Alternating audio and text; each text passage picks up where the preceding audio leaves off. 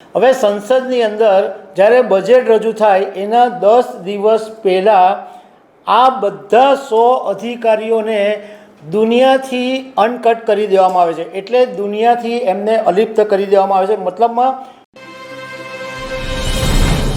નમસ્કાર દર્શક મિત્રો, 23 જુલાઈએ કેન્દ્રીય અંદાજપત્ર રજૂ થવાનું છે અને આ વખતનું જે બજેટ છે એ ફૂલ ફ્લેજ બજેટ હશે અને નાણામંત્રી નિર્મલા સીતારમન સતત 7મી વખત આ બજેટ રજૂ કરવાના છે.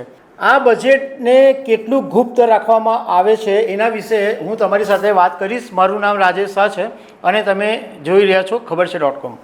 દર્શક મિત્રો, ધારો કે બજેટની કોઈ વાત તમે ખેડૂત હો અને કોઈ એવી વાત હોય કે જે તમને ખબર પડી જાય તો શું થાય. તમે કોઈ બિઝનેસમાં હો અને કોઈ એવી અગત્યની વાત તમારી સામે આવી જાય તો શું થાય. અને જો શેર બજારને આ વાતની ખબર પડી જાય કે બજેટની અંદર આ વખતે શું આવવાનું છે, એટલે સંસદમાં રજૂ થતાં પહેલાં એ વાત જો લીક થઈ જાય તો શેર બજારની અંદર કેટલી મોટી ઉથલપાથલ થઈ જાય અને કેટલા લોકોને મોટો લાડવો મળી જાય તો કેટલાક લોકો સાપ પણ થઈ જાય. મતલબમાં બજેટના જે દસ્તાવેજો છે એની મહત્વતા કેટલી છે એટલા માટે એને ગુપ્ત રાખવામાં આવે છે. તો આ આપણે જ્યારે બજેટને ગુપ્ત રાખવામાં આવે ત્યારે અધિકારીઓ સાથે શું થાય છે એ બધી હું તમને વિગતવાર વાત સમજાવું છું. સંસદની અંદર બજેટ રજૂ થાય એના 10 દિવસ પહેલાંથી એની સાથે જે જોડાયેલા હોય, એટલે બજેટ તૈયાર કરવાની અંદર જેટલા અધિકારીઓ જોડાયેલા હોય એવું કહેવાય છે કે લગભગ 100થી વધારે અધિકારીઓ આ કેન્દ્રીય અંદાજપત્રને તૈયાર કરવાની અંદર જોડાયેલા હોય છે.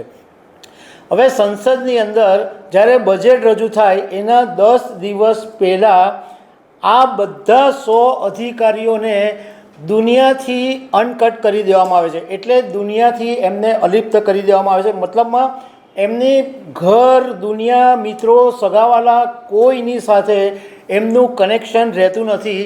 અને એક રીતે આપણે એમ કહી શકીએ કે આ બધા અધિકારીઓને નજરકેદ કરી દેવામાં આવે છે. હવે આ એક કેન્દ્રીય અંદાજપત્રને 10 દિવસ પહેલાં આટલું બધું એને સાચવણી રાખવામાં આવે તો એના કલાકોની દૃષ્ટિએ જોઈએ તો 14,400 જેટલી મિનિટ થાય. અને આ બધા જે અધિકારીઓ હોય એ નાણાં મંત્રાલયનું એક નોર્થ બ્લોક છે, એ નોર્થ બ્લોકની અંદર બધા અધિકારીઓને રાખવામાં આવે અને બિલકુલ લોકડાઉન હોય એવી સ્થિતિ નોર્થ બ્લોકની અંદર થઈ જાય છે. આ અધિકારીઓને એટલી હદે એમને કટ કરી દેવામાં આવે છે દુનિયાભરથી કે એમની પાસે કોઈ મોબાઈલ યુઝ નથી કરી શકતા, કોઈને બહારના લોકોને મળી નથી શકતા, ઇવન કોઈ ઘરના લોકોને પણ મળી શકતા નથી. એની અંદર એક નિયમ એવો છે કે ધારો કે કોઈ સંજોગોની અંદર આ બધા અધિકારીઓમાંથી કોઈ એકાદ અધિકારી કંઈક બીમાર પડી જાય તો હોસ્પિટલમાં દાખલ થવાની પણ પરવાનગી નથી. આ 10 દિવસ એટલે બજેટ જ્યાં સુધી પ્રિન્ટ થઈને આવે નહીં ત્યાં સુધી આ બધા અધિકારીઓને નોર્થ બ્લોકમાં રાખવામાં આવે અને અહીંયા આગળ આખી એક ડૉક્ટરોની ટીમ પહેલેથી તૈનાત કરી દેવામાં આવે, એટલે હોસ્પિટલની અંદર પણ આ અધિકારીઓને દાખલ થવાની પરવાનગી નથી. ધારો કે કોઈ સંજોગોની અંદર ઇમરજન્સી કોઈ મુલાકાતીને મળવાનું થાય, એ ટાળી શકાય એવું હોય તો એવા સંજોગોની અંદર એ અધિકારી મળી શકે ખરા, પરંતુ એની સાથે સુરક્ષાનો મોટો ઘેરો હોય અને એ સુરક્ષાના નીજા હેઠળ જ એ વ્યક્તિ સાથે એ મુલાકાત કરી શકે. ઘરમાં પત્ની સાથે પણ વાત નહીં થઈ શકે, બાળકો સાથે બી વાત નહીં થઈ શકે, કોઈ અંગત મિત્ર સાથે બી નહીં વાત થઈ શકે, કોઈ ઈમેલનો પણ વ્યવહાર નહીં થઈ શકે. બધું એવરીથિંગ ક્લોઝ. મોબાઈલ બી લઈ લેવામાં આવે, લેપટોપ બી લઈ લેવામાં આવે, માત્ર લેન્ડલાઇન ફોનનો ઉપયોગ થાય પણ તે પણ કોઈ એકદમ અગત્યનો કામ હોય તો.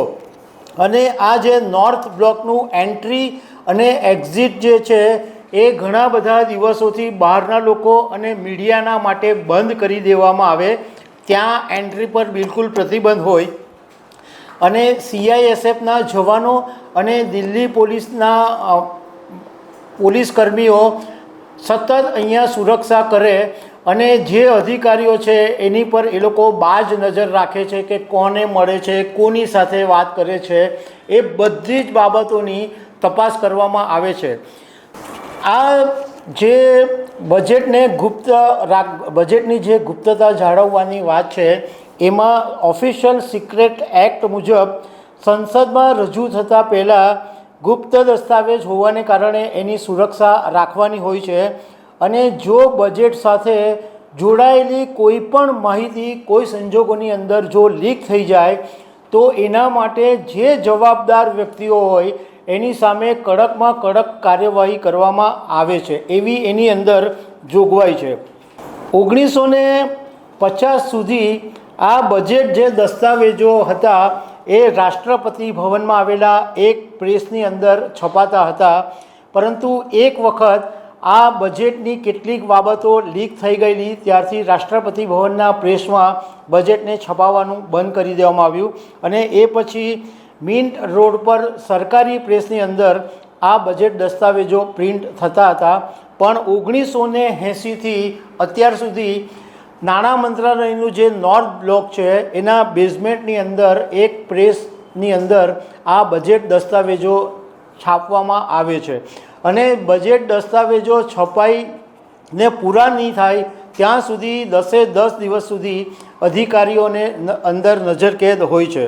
બીજી એક મહત્ત્વની વાત પણ સમજવા જેવી છે, એના પરથી આપણને આઈડિયા આવશે કે આ બજેટની જે ગોપનીયતા છે એ કેટલી બધી મહત્ત્વની છે. તો બજેટ તૈયાર થાય એ પહેલાં એક બ્લુ શીટ બનાવવામાં આવે, એની અંદર કેટલાક મહત્ત્વના આર્થિક આંકડાઓ હોય છે અને એ આંકડાને આધારે પછી બજેટ તૈયાર કરવામાં આવે.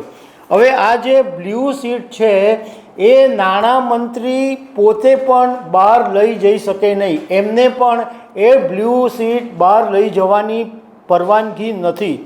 માત્ર એક જ વ્યક્તિને જવાબદારી હોય છે, જે નાણાં મંત્રાલયના સંયુક્ત સચિવ જેમને બજેટની જવાબદારી આપેલી હોય છે, એ જ એકમાત્ર જવાબદાર વ્યક્તિ હોય છે. તો દર્શક મિત્રો, આના પરથી આપણને આઈડિયા આવે છે કે બજેટ રજૂ થાય એ પહેલાં કેટલી બધી ગોપનીયતા રાખવી પડે છે અને કેટલી બધી સુરક્ષા રાખવી પડે છે. એક વાત અહીંયા હું તમને શેર કરવા માગું છું કે થોડા વર્ષો પહેલાં એક કેન્દ્રમાં એક મંત્રી હતા અને એમનો શેરબજારની સાથે બહુ મોટું કનેક્શન હતું. તો ઘણી બધી એવી જે વાતો હતી એ જે શેરબજારના મોટા ખેલાડીઓ હતા એમના સુધી પહેલેથી પહોંચી જતી હતી અને શેરબજારની અંદર આ બધા લોકો સટોડિયાઓ બધા ભેગા થઈને અબજો રૂપિયાની કમાણી કરી લેતા હતા. એટલા માટે પણ આ શેરબજાર સુધી આ માહિતી નહીં પહોંચે, કારણ કે કોઈ infrastructure related, auto related, medical related કે કંઈ પણ એવી પોલિસી કે યોજનાઓ વિશેની જો માહિતી લીક થઈ જાય તો શેરબજારની અંદર મોટી ઉથલપાથલ થઈ શકે.